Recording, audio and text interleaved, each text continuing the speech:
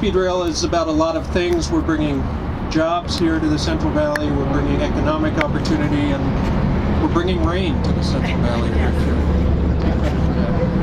Again, high-speed rail is about a lot of things for this state and for the valley. It's going to transform what this region is, what this state is, in terms of how people move around, in terms of creating new jobs and new opportunities. But today we're going to focus on another aspect, which is the air quality aspects and the improvements that this program will help bring. In the long run, will have a major effect on transportation in this state, reducing greenhouse gas emissions as people get out of airplanes, out of cars, and onto electric, non-polluting trains. But we're also going to have an impact during the construction of this program, a positive impact, bringing new equipment here, and that's what we're talking about, the air quality benefits. Congressman Costa has been he is the father of high-speed rail in many ways. We've also got representatives from the electric workers, laborers, and others, and we'll be doing other events to tout the jobs that we're going to be creating and the people we'll be putting to work. But again, today we're talking about clean air. And the equipment we have here behind us is some of the very latest equipment available anywhere in the world. We included requirements in our contracts that our contractors use the latest equipment, because we want to make sure that as we build this program, we are contributing to improved air quality here in the Central Valley. High-speed rail is beginning here in the state, it's beginning here in the Central Valley. And these cranes will be out, they'll be getting muddy here in the next few weeks as they get out and get put to work. But they're here today to show you an example of what this commitment to clean air means. And a partner in this effort is the U.S. Environmental Protection Agency. But we are between the 99 and the freight line for rail, and right here adjacent to us will be high-speed rail. And the reason that the San Joaquin Valley has the worst air quality in the nation when it comes to PM 2.5, the reason is those trucks, and the equipment behind us is the reason that we'll be able to change some of that. Each vehicle has a decal with the High-Speed Rail Authority. They're going to track the emissions from each and every one of those vehicles. After 3 minutes, each one of these vehicles turns off. Just like the most modern BMW that you could buy that has anti-idling too. So these are the cleanest equipment that we have. Already, I think it's the most exciting project happening in California. It's going to transform our state. It's going to transform the way we think about transportation, and they're helping us transform the way we think about large construction projects.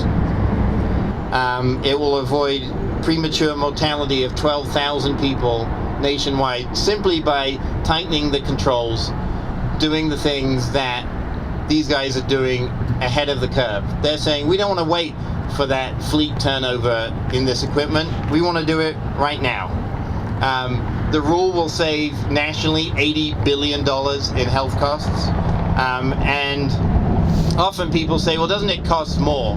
When you look at the benefit to cost ratio, it's about 40 to 1. The benefits outweigh the costs 40 to 1. So this is the right thing for the Valley, it's the right thing for California, and we're proud as EPA to be here today to support this project.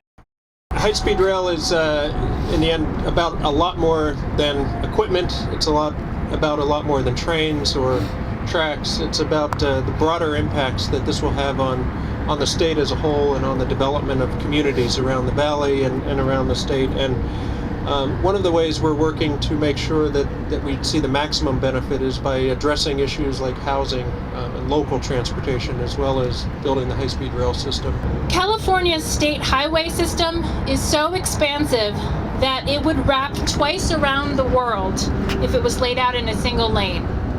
But this system, as probably many of us experienced on our way in, is barely supporting the current levels of traffic, not to mention the projected 15 million more people that are going to be joining California by mid-century. So we know now, we cannot pave our way out of this problem. We need more options for traveling, and that's what this project is all about.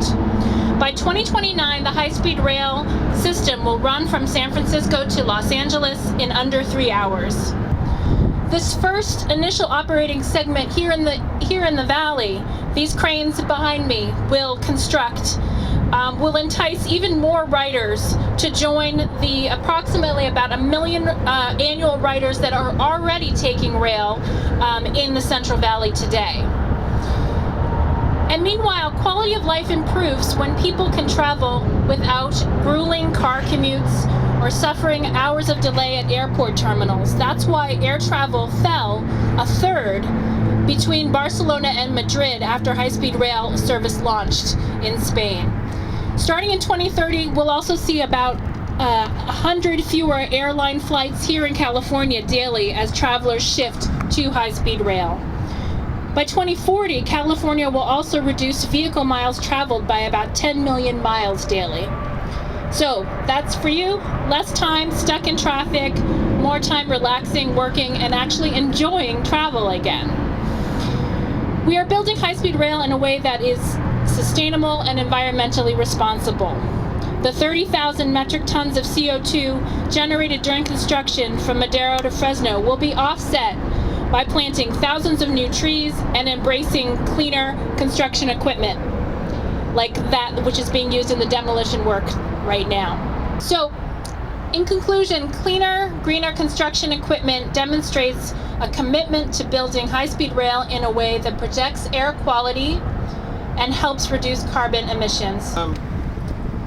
One of the other benefits of this program, and it's true with infrastructure investment generally, is that you see ripple effects through the economy of creating the jobs, but then also all of the things that go along with that. And that'll be the case with a lot of this equipment.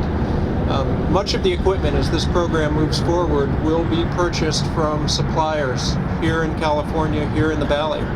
I was talking earlier this morning with Paul Cachadorian from Catch Environmental, one of the contractors on the program, a Fresno-based company, who has trucks over behind us. The trucks were bought here in Fresno, and the tanks on the trucks were built in Hanford and installed in Hanford. And we're seeing, so again, example of what this can mean to the Valley in terms of the ripple effects, the benefits of this sort of investment. Governor Brown often talks about high-speed rail in the context of being bold, and that this is what we do in California, and it's what shaped the state. And one of the bold things we're doing about this program is our commitment to zero net emissions during construction, which is a pretty massive commitment. A key element to being able to achieve that is this equipment behind us, but also a partnership with the San Joaquin Air Pollution Control District to work through them to achieve improvements that will happen during construction, but will also last well beyond our construction period. And residents of the Valley will see benefits of that for years and decades to come.